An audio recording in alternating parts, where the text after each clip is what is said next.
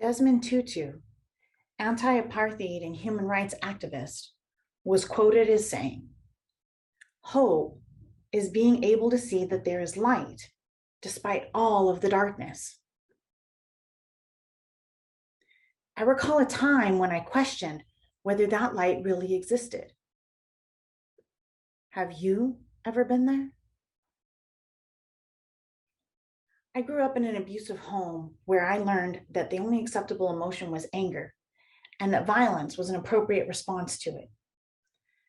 Between the ages of 6 and 14, I was anonymously referred to Child Protective Services 9 times. They wouldn't intervene until I was 14. And then I was placed in a foster home that pretty much mirrored my childhood, with alcoholism, anger, and violence. I wanted something different, but without any examples in my life, I didn't know how to do anything different. So I repeated the same things I witnessed and experienced in my childhood, and I responded to the world with violence. By the time I was 16, I was living on my own. For the most part, I led a rather isolated life. This left me vulnerable for abuse and recreating the environment I grew up in. This is how I came to engage in an abusive relationship with Sean, who was 21 years old. Without the necessary life experience or tools to escape this relationship or get help, I responded with violence, taking Sean's life.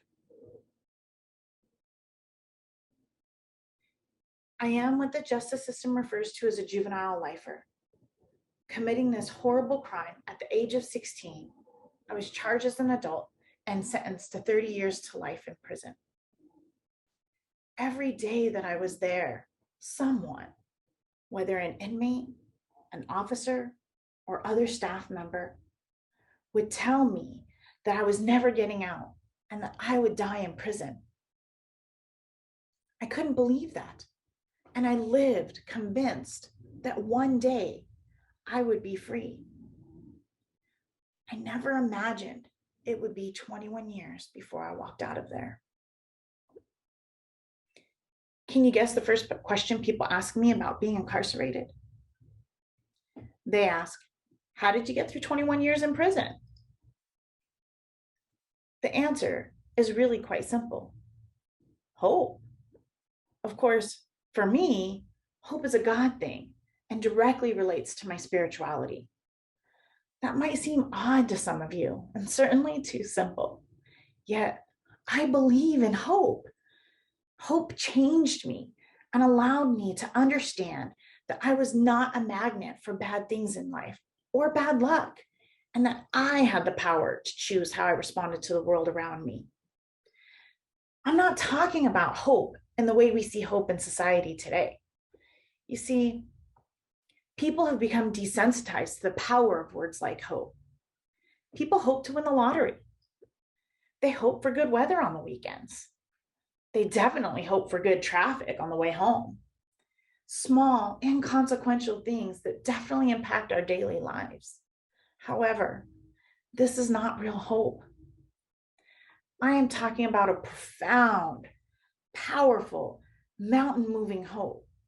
This is what I believe in. What has taken place in society is that we've spent much of our life hoping for these little mundane things that certainly bring a little joy and comfort, that we become afraid to hope for the big things in life, the real things. We are suddenly afraid to use hope or rely on hope for the serious things, like cancer, life sentences, the loss of a loved one. We convinced ourselves that we've already spent the hope that we have on traffic and good weather, as if there is a limit to God-given hope. If people understood the true power of hope and what hope could bring to their lives, they would overcome fears. They would reduce stress, and they could conquer those feelings of hopelessness and helplessness when the big things come their way. Believe me, those big things are coming. Whether you experience it directly or through a loved one, life brings difficulty. Jesus said it only takes a mustard seed sized faith to move into that mountain moving hope. It is not just a word, but action, a belief, a lifestyle, even. Every day throughout my incarceration, I was told to look around and get used to what I saw because it was the last thing I would ever see. But I refused to accept that dying in prison would be my reality. It was my hope that sustained me in more ways than I can express. Has anyone seen the movie, The Shawshank Redemption? It's one of my favorite films, and not only because it tells the story of lifers, particularly the scene where Andy and Red are talking on the yard, and Andy says to Red, "Hope is a good thing, maybe even the best of things, and no good thing ever dies." Only in hindsight would I know and understand the life-saving power of those words. By the way, prison really is as dark and horrible as depicted in that film, rife with abuse and violence, sprinkled with a few moments of joy. So how did I maintain hope throughout those 21 years? My hope remained steadfast because of a seed that was planted by an angel the night of my arrest. Does anyone here believe in angels? After my arrest and admission, prior to housing me, the receiving staff said that I would have to speak to the officer of the day. I recall her leading me into this office where an older white man with gray hair was sitting across the desk. The nameplate said Mr. Wilson, and in my mind, I could not help but imagining the old comic Dennis the Menace hollering, "Mr. Wilson!" For those of you who just went to Castaway with Tom Hanks, it wouldn't be released for another 6 years. Mr. Wilson looked at me with sad eyes and expressed regret that I was there at all. And then he proceeded to tell me how the following days would unfold and that I would not be released in the next couple of months or years. The most important thing he said to me was that no matter what anyone else said, for me to know that I would be released one day, that they could not keep me forever. About 18 months later, I was working and receiving for the same staff member who had admitted me. I found myself thinking about Mr. Wilson and how everything he had told me had transpired exactly the way he said it would. I asked the staff member about him, but she insisted she had no idea who I was talking about. I reminded her of the night I was admitted and even took her to the office where I met Mr. Wilson.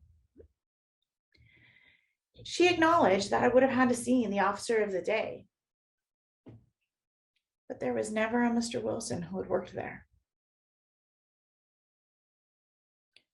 Although I didn't know it at the time, how the hope planted by Mr. Wilson that day would transform my life, I understand today that hope is what fueled my perseverance, resilience, and tenacity, allowing the years that I spent in prison to change the way I responded to the world forever. Since my release, I have been able to travel to Costa Rica for a study abroad program while still on parole. I transferred to San Diego State University and completed my undergraduate degree in social work with an emphasis in community corrections case management. I received a full scholarship for a master's in restorative justice at Santa Clara University. I have become certified in victim offender dialogues and restorative practices, and I have been able to return to the women's prisons in California as a guest speaker and a visitor. Hope can lead you to similar success. I know it is not an easy transformation, and that mainstream media seeks to rob us of hope. I mean, who can watch the news or read about social media bullying school shootings or hate crimes and feel joyful or safe and still believe there's good in the world. With hope, joy, safety, and good not only remain possible, but become probable. Whether an angel in your life, a stranger, or a loved one, hope can come from anywhere. It is ultimately a choice. Today, I choose hope. And with that hope, I choose life. Thank you.